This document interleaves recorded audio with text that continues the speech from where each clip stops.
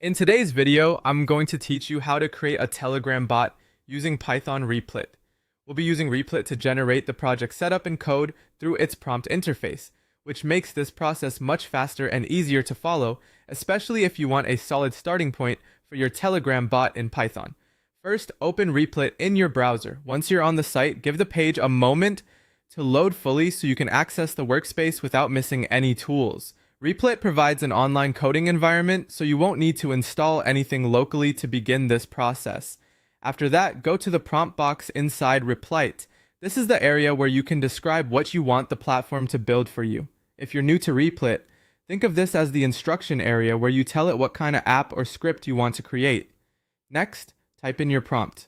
Be as clear and specific as possible, because the quality of the result often depends on how detailed your request is. Since the goal here is to create a Telegram bot in Python, your prompt should mention the language, the platform, and the features you want included.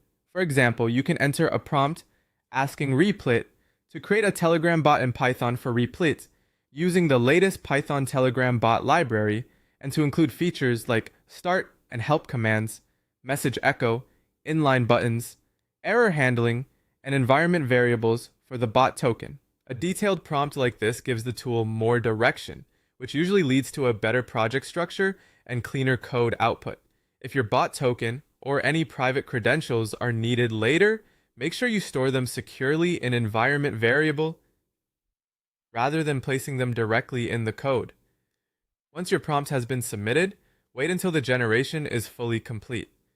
This part is important because interrupting too early can leave you with incomplete files or missing parts of the setup. Replit may spend some time building the project, creating the files, and preparing the workspace.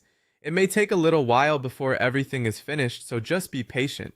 The more detailed the request, the longer the generation can sometimes take. During this stage, it's best to let the platform finish processing before making changes. When it's done, you can continue refining the project by adding more prompts in the chat box on the left-hand side. This is useful if you want to improve the bot, fix something, or add more features after the initial version is created. That way you can build on the first result step by step and shape the bot into exactly what you need.